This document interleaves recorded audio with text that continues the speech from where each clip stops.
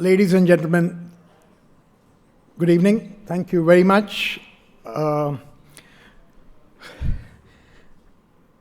know some of you have come here to see a grown man cry. I will not disappoint you.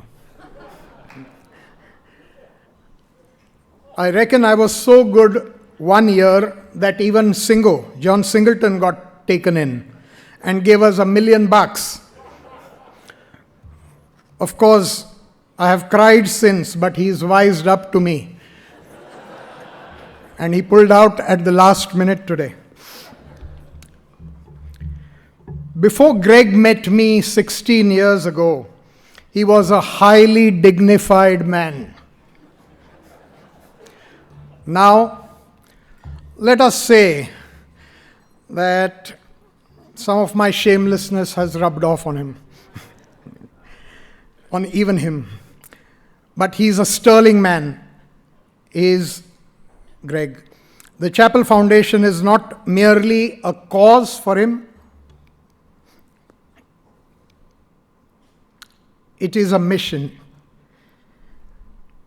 Nevertheless, he does not interfere at all with our board's working. He just supports us to the hilt. TCF has had a mixed year, unlike Cricket Australia's major sponsor, Dettol. We managed to have a cracking dinner with Punter in 2020, where we made almost $400,000.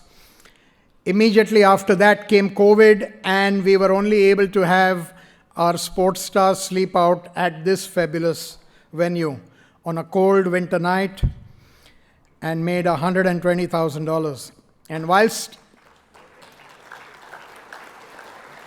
whilst I'm talking about venues, allow me to suck up to Chairman Tony Shepherd and CEO Kerry Mather from the SCG Trust.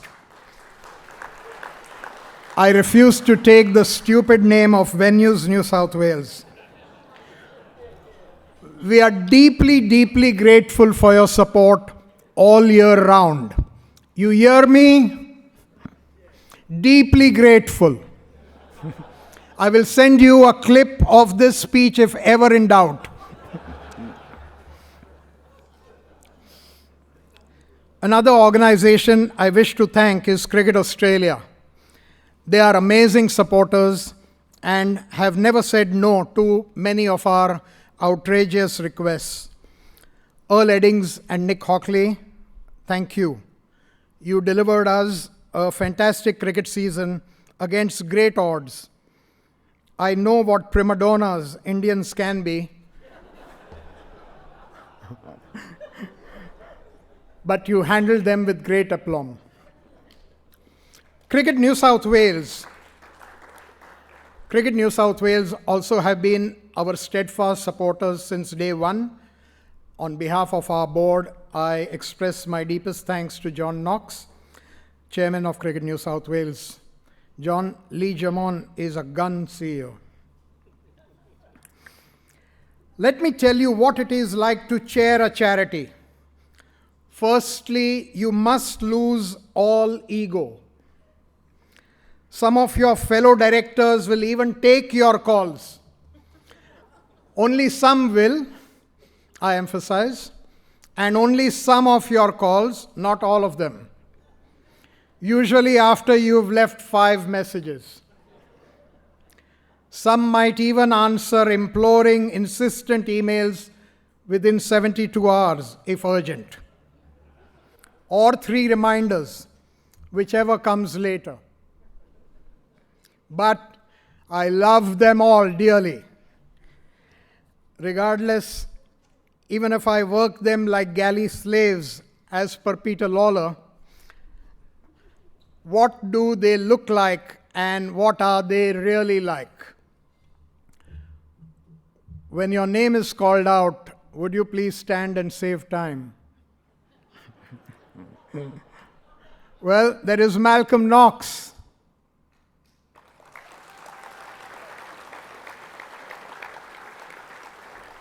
the author of 20-odd books, thrown in with a few Walkleys, Premier's Awards and the like.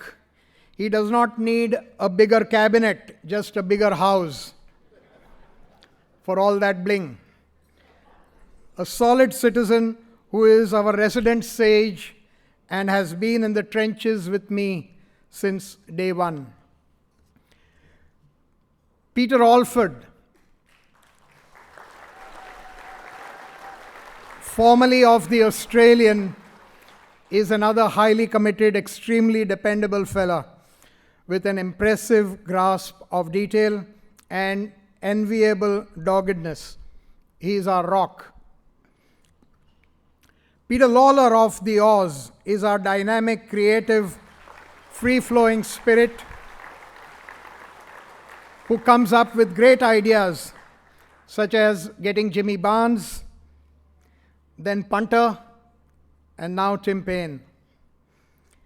He has a terrific turn of phrase too, and his day job is as chief cricket writer for the Australian.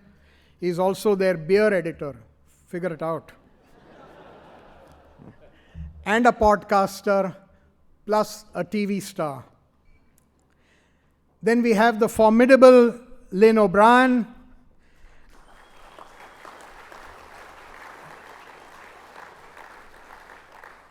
who, despite dodgy health, makes every day really count. Arjun Dheer is our technology whiz and rarely breaks into a sweat. A great team player. Lisa Stalekar is acquiring an unexpected tan currently in Maldives. She is in demand as a broadcaster, and she has our sports star Sleep Out lined up on August 1, and a veritable who's who of Aussie sports folks, led by the 72-year young Greg Chappell, will be spending a cold winter's night in the open out here to raise funds for youth homelessness and express their solidarity. We have recently had two highly extraordinary ladies join our board. Kate DeBrito, who used to be the editor of news.com. I love journalists. And Evangeline Carpio. Vanji, where are you? A lot of you would have corresponded with Vanji over the past month, and thank you for harassing her to death.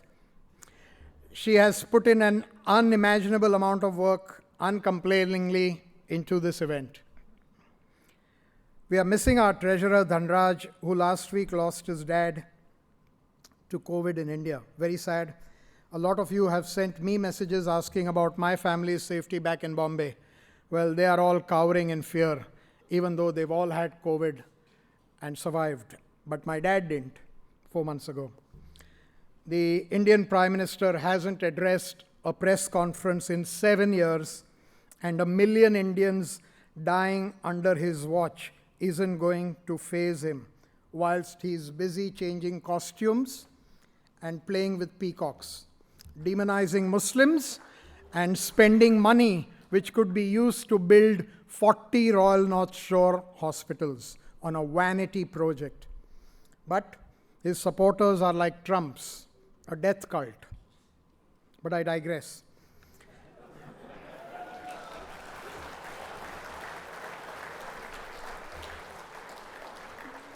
We are a totally voluntary charity, no office, no staff, and run on the smell of an oily rag. And yet, we are so proud to have former Prime Minister John Howard, of course, Greg, John McMurtry, and people of that ilk trust us with their most precious asset, their reputations. And we owe it to them to never let them down. Our directors make it all happen, and if you know anyone like us, be sure to come up and taunt me. In the 4 years we've been going, we have raised and donated around 3.5 million, as Greg would have told you if you were listening. powered, of course, by Singo's $1 million. Our board meets every 6 or 8 weeks, takes decisions unanimously, and currently we support 7 charity partners which are at the coalface in tackling youth homelessness. We partner with them on specific projects, and a couple of our directors work closely with them on those projects. That is my segue for acknowledging these extremely committed people who I have banished today back in Siberia, whose everyday deeds are momentous and who I would want you to please acknowledge. Max Connery, OAM, founder of Stepping Stone; Simon Bird, chairman; and Jason Jurek, CEO.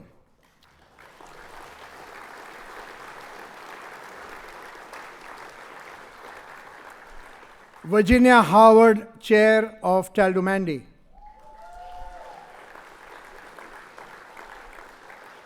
There are a few Howards. Justine Howard, CEO of Burdekin Associates.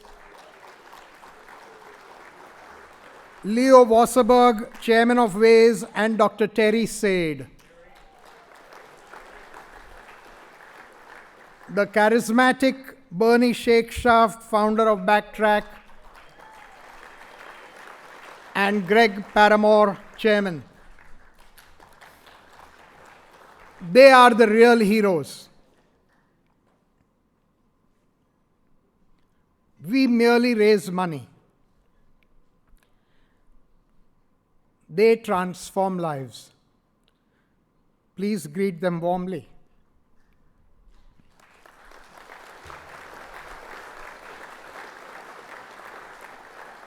And thank them for their human service.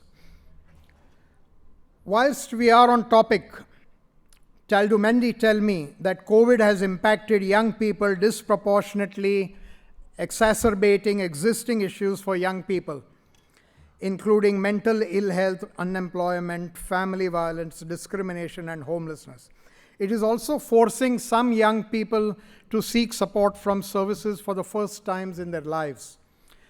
Already experiencing high levels of unemployment and underemployment before the spread of COVID, young people are disproportionately impacted by pandemic-induced job losses because of the industries they often work in, like hospitality and retail.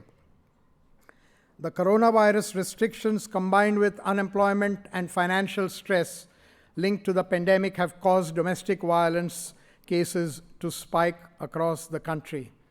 Only brave men beat their wives. Almost 10% of Australian women experienced domestic violence during the coronavirus crisis. That's 1 in 10 Australian women. That is ridiculous. 90% of statewide homelessness services have seen increased demand. Most services have had an increase of over 15% of homeless young people seeking help and are struggling to provide support without an increase in government funding. Demand for help has increased. At the same time, donations to non-for-profits has dropped, and you know why I am asking you to take your hankies out. Taldumandi's figures would be similar across the sector, and as a result of COVID, there has been at Taldumandi a 17% increase in homeless young people requiring help, 51% increase in young people who are victims of domestic violence, and 101% increase in young people with mental health issues. Folks, these are all our Australian brothers and sisters. We have to be able to do something. Taldumandi had to turn away 25% of the young people who requested help due to no available beds. So, I will tell you what you can do in a minute. Now, the Chappell Foundation was set up to support young people who, for a multitude of reasons, wind up homeless. But Jason Jurek of stepping stone, wrote to me and said, what if instead of mopping the floor, we take a proactive approach by fixing the broken tap and help prevent hundreds of young people becoming homeless each year in New South Wales. And the problem is that when you get to be 18 years old, you're out in the streets, and if you are anything like I was at 18, I thought that if I stood on a chair, that would raise my IQ. So you know what people are like at 18. And that age needs to get to 21 at the very least. Anyway, I don't want to use a very heavy hand on you for this, but I think I'm almost ready to wind up this bloody disjointed speech that I have written.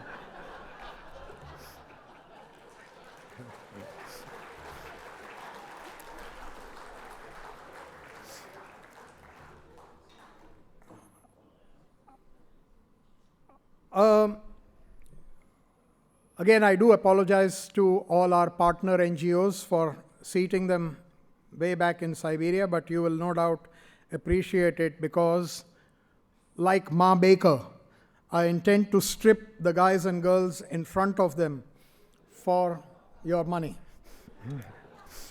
And here to assist us in that quest is the dashing and redoubtable Jimmy Smith of SEN and Fox Sports, turning into an auctioneer at my insistence. Thank you.